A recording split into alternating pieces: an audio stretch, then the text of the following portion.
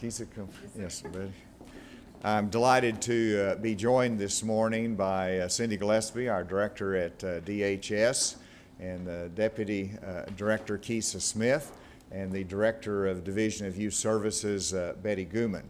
And we have an important announcement to make, but let me first thank the legislators for being here and supporting our juvenile justice reform efforts.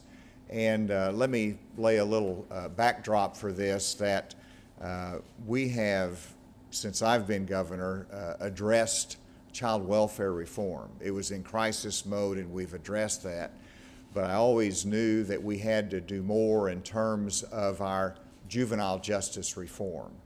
And even before I was elected 4 years ago, I went down to the Alexander unit because there was some challenges there. I've been to the Dermott unit because we had a report there. And so I've had an interest in this, and I want to thank particularly the Juvenile Justice Reform Board that I've worked with, spoken with, but it's comprised of legislators, but the Administrative Office of the Courts have been a critical partner in the development of proposals and reform ideas to better handle our juveniles that are brought into state custody. And so today I want to announce a series of measures that we're going to implement that's going to strengthen our juvenile justice system, that's going to accomplish significant reform, and the objective is to reduce those that are housed in secure facilities and to do more that it provides community-based treatment for our juveniles. This is an outcome and a direction that we want to be able to go. And so in order to be able to accomplish this, we're going to do a couple things. First of all, I'll be asking the General Assembly to pass legislation that will make the validated risk assessment, that is a tool that's utilized by many of our juvenile judges, but to make that mandatory, to make sure that across the board in our state we're having a uniform tool to assess the risk of juveniles, to make sure they get the right level of assistance and help, treatment, and to evaluate their risk. That's a very important tool that the Administrative Office of the Courts have sought, and we will be able to hopefully pass that in the General Assembly. Secondly, I'm announcing today that we will be closing over the next few months 2 facilities. One is the Dermott Juvenile Treatment Center, and the other is that we'll be merging the Colt and Harrisburg into one facility at Harrisburg. So we have 7 secure facilities that we house juveniles. We are closing 2 of those. And over time, through the savings of the closing of those facilities, we will be able to invest more in community-based treatment, which is a critical part of this. But in addition to closing those facilities, which puts us in a position to put out for bid to the private sector a very clear direction that we want to go in our juvenile justice treatment facilities, the opportunity for the private sector to bid on their engagement in managing these facilities, which we expect that to be accomplished by next year. But in the meantime, we're going to be implementing these reform efforts to get ready for that transfer to a private sector provider. Some of the initial steps in the phase 1 of what we're accomplishing is revamping the assessment process so that youth get into treatment more quickly, moving to treatment plans that are developed by a treatment team and individualized for the youth, engaging family members and aftercare providers that will ensure the youth's successful return. It's focused on the youth, regularly reviewing the treatment progress so that they're not simply kept there for a longer period of time than necessary, but whenever they get to the point they can be released back in the community, that is accomplished more quickly. And so that review will be done on at least 3-month intervals. We'll be providing progress reports of treatment to the treatment team stakeholders, increasing the use of group homes, as I mentioned, closing the 23-bed Dermott Juvenile Treatment Center. We will be replacing the IT system at DYS to a system known as Right Track. We'll be revamping the oversight and monitoring programs to increase system integrity. And a very important part of this is that is the funding of community-based treatment for our juveniles. Part of that is the continuing of the $2 million innovation grants that were put into the budget 2 years ago. We want to be able to continue those grants in the current budget. And secondly, we'll be adding a $750,000 in funding that will start in July for more community-based treatment, as well as $200,000 to accelerate field assessments and their use to make sure that juveniles get the treatment that they need and are placed in the right facility and get the right treatment plan that is necessary. And so these are important steps to reform our juvenile justice system. It'll be a partnership with the Administrative Office of the Courts, a partnership with our legislature as they consider this legislation, and then, of course, the leadership at DYS to implement these reform measures is critical so that we do the right thing for our young people and those that are in need, but also have a chance to get back on the right track in life. And that's what we're trying to accomplish with this effort. It's a great responsibility for the state, and we want to do it in the right way. And with that, I wanted to invite Keisa Smith, our Deputy Director, to make additional comments and to explain this further.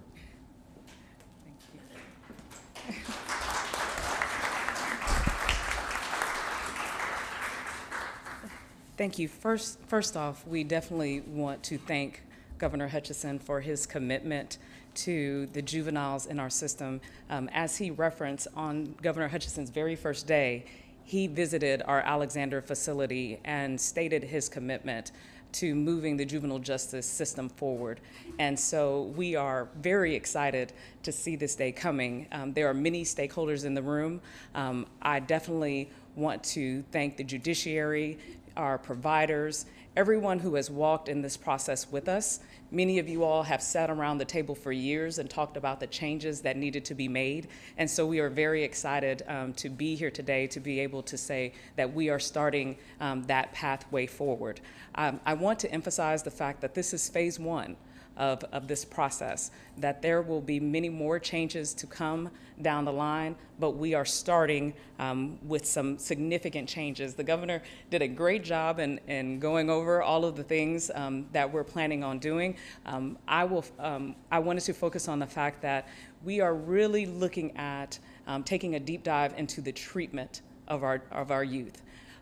When our juveniles come into a secured setting, what we want to make sure is that we are properly assessing them, determining what their needs are, and making sure that we have a treatment plan that will address what their concerns are and move them through the system so that they move through the system appropriately and that they come out better, and that they go back to the community and enhance the community. That is the goal of our facilities, and that is the goal that we are seeking to achieve. So we will be majorly focused on ensuring that the children get that treatment, that we are consistently reviewing that treatment, and that we are making sure that they are progressing, and that if they are not progressing, that we are wrapping the tools around them that they need to ensure that they continue to progress.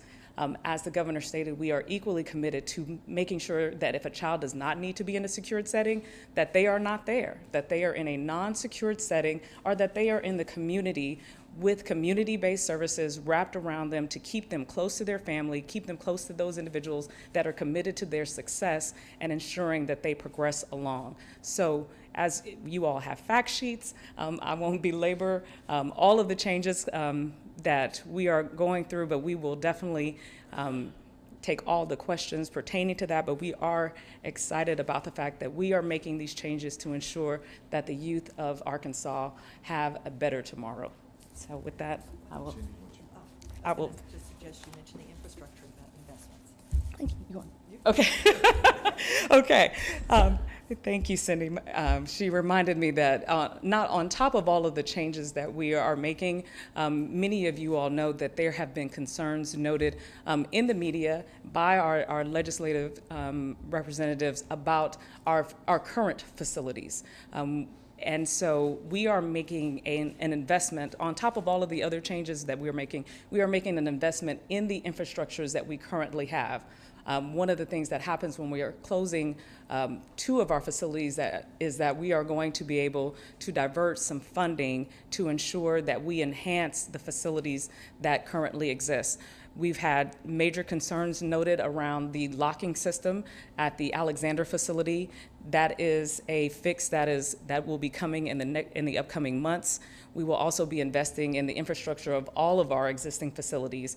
That includes sewer improvements, HVAC improvements, minor things all the way down to painting and lawn repair, but things that are critical for the kids that are in the facility to ensure that they are not hampered by small things like things not functioning and things not working as they continue on their treatment process. And with that said, Good. Very well. Are there any questions?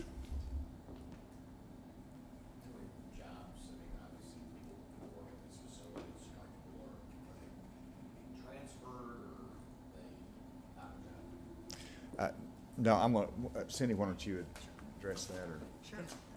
Sure. Happy to. No, they're not out of a job, all right?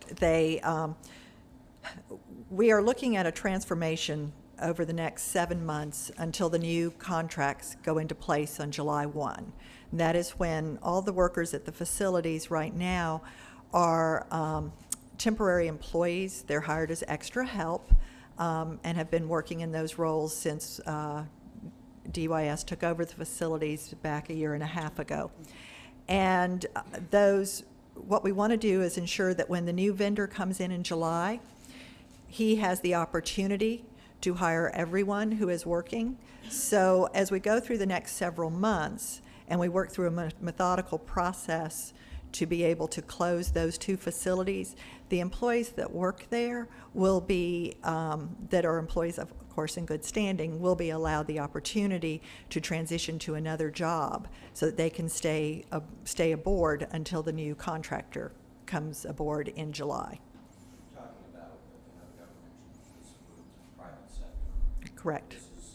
We're expecting some private company to take over operations of Dermont and Operations of the 5 remaining facilities. So we will be posting a draft RFP within the next few days, and that draft RFP, we put it out as draft so that we can get input from potential vendors before we go with a final draft.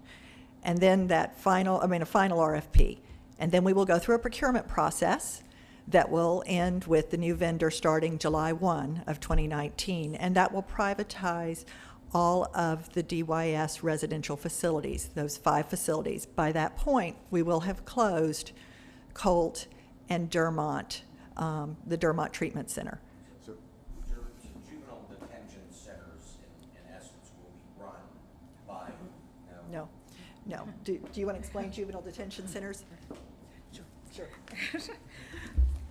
I just want to make sure that we're using the right terminology, because right now there are juvenile detention centers and they exist independent of state government. They are county-run facilities.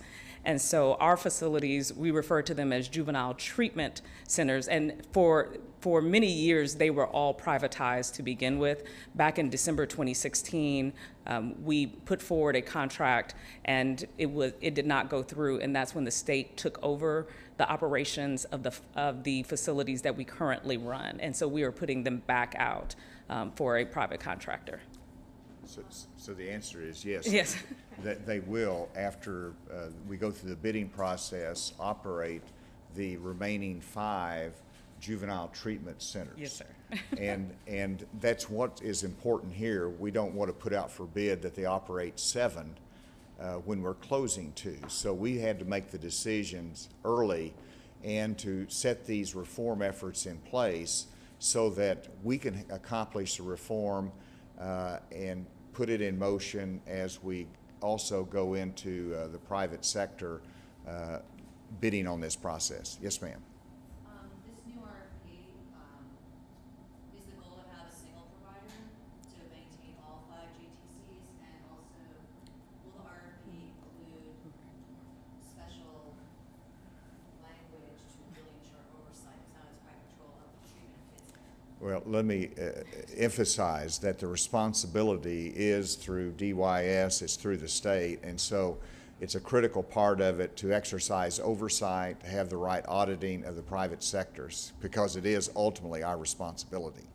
But we believe that we can, there's some excellent private sector providers that are out there that can accomplish this in an effective way for our juveniles, provide the service, but also do it efficiently. And we expect them to take many of those that are working right now and build them into their operations. But you might want to address whether you're going to have one contractor or multiple. Our current intent is to have one provider. So when we put out the draft RFP, it will be for all of the treatment centers. And Not AJAC. excuse me. So it will be for all of the residential, the residential treatment centers, excluding the Alexander facility, because it is currently under contract with rights of passage. So. I might have missed this, but why are you going back to private as opposed to DYS run? So we fully believe, one, that at this present time, our providers have shown themselves to have the expertise needed to properly run the facilities. DYS has done an amazing job, but we do believe that if the state continues to run it, there is going to be increased costs that will need to be placed into DYS, including expansion of state employees and expansion of the staffing at DYS in order to properly accommodate all of the needs, and our providers have been able to do that, not to mention the fact that, again, many of the vendors that are bidding on, or that will bid, are entities that have operated facilities and have this expertise, and we also have the opportunity to vet them and look at their past history and ensure that they have a history of treating youth in the manner that they need to and properly, and we will operate the oversight as opposed to trying to operate them ourselves. But it will also be more cost efficient. Oh, no, sorry. I was going to go back on the other question, but Let's go Okay. to the next question. okay. Yes, ma'am. I was just gonna say, the kids that are already in residential, there's a lot of talk in phase 1 about kind of coming up with better treatment plans, better discharge processes. What are you gonna do with the kids? Are you gonna look at them all from scratch to redesign their treatment plans based on what you're gonna need in the future? I'll let Betty. Yeah, absolutely. Sorry, Betty. Some of these changes we are phasing in even as we speak. We are reworking our entire case management system, from intake, assessment, treatment plans, length of stay, what kind of services we give. So we're always in a process of making adjustments, but there are some things that we are working on now that will take effect in the late spring or certainly by July. So it won't be all at once. We are continuing to work on that, and we have some help from some national consultants, so we make sure that our treatment system is based on best practices and what other states are doing. We'll be available for additional questions afterwards if there's follow-up, and I appreciate Director Gillespie and her leadership on this, and Kisa and Ms. Gooman. Thank you for making sure that we can accomplish this important juvenile justice reform. So with that, thank you. Sorry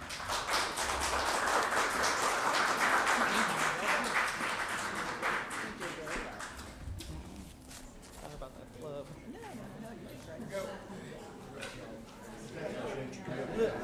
Look, we promised you back when we came to visit Mansfield.